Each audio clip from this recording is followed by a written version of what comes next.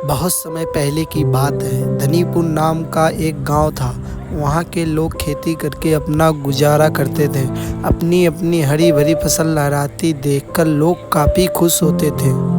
उन सभी के खेत पहाड़ी चट्टानों के बीच में थे। अचानक उस गांव पर विपत्ति आ पड़ी। आसपास के चट्टानों से बड़े बड़े पत्थर टूटकर नीचे खेतों में गिरने लगे, जिससे उनकी हरी भरी फसलें नष्ट होने लगी। कुछ ही दिनों में उनकी सारी फसल नष्ट हो गई, जिसे देखकर गांव के सभी लोग बहुत ज़्यादा दुखी थे।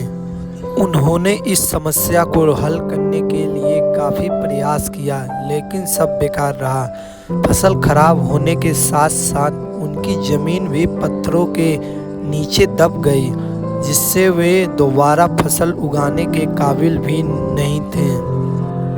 जब कोई समाधान नहीं निकला तो वे सब गांव के सबसे बुजुर्ग व्यक्ति, जिसे वे सब बूढ़े बाबा कहते थे, उसके पास गए। बूढ़े बाबा ने उनसे कहा, रुको रुको, एक एक करके अपनी समस्या बताओ। तो सब ने कहा, बाबा, हम सब की समस्या एक ही है। हमारी हरी भरी लहराती फसल चट्टानी पत्थरों के नीचे दबकर अपनी जान दे चुकी है।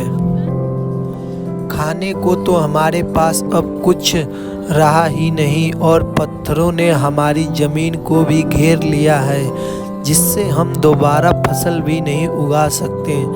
अगर ऐसा ही चलता रहा तो हमें आने वाले दिनों के लिए भोजन की व्यवस्था करने के बारे में भी सोचना पड़ेगा।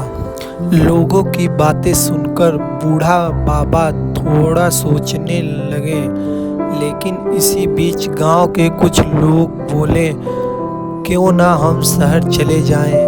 वैसे भी गांव में इतनी कड़ी मेहनत करने के बाद भी हम केवल अपने परिवार का ही गुजारा कर पाते हैं। अगर शहर जाएंगे तो अच्छा पैसा कमा पाएंगे और एक आराम की भी ज़िंदगी जी पाएंगे।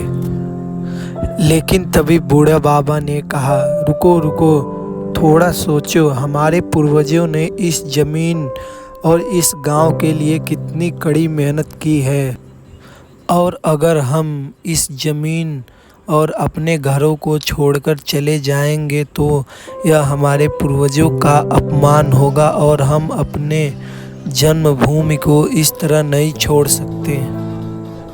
गांव के लोगों ने बूढ़े बाबा की बात पर चिंता जताते हुए कहा, लेकिन बाबा, अगर हम यहाँ रहेंगे तो हमें खाना भी नसीब नहीं हो पाएगा।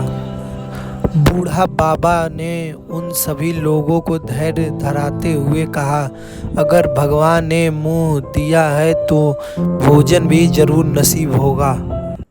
कुछ देर सोचने के बाद बूढ़े बाबा ने कहा, क्यों ना करें हम इन पूर्वी दिशा के सभी पत्थरों को पश्चिमी दिशा में फेंक दें। इससे हमारी ज़मीन पहले की तरह स्वतंत्र हो जाएगी और हम दोबारा इस पर फसल उगा पाएंगे। बूढ़े बाबा की बात सुनकर कुछ लोग सहमत हो गए, लेकिन कुछ लोग कहने लगे कि हमसे इतनी मेहनत नहीं हो पाएगी। लेकिन बाद में सब लोग मान गए और पूर्वी दिशा के सभी पत्थरों को एक एक करके पश्चिमी दिशा में फेंक दिए।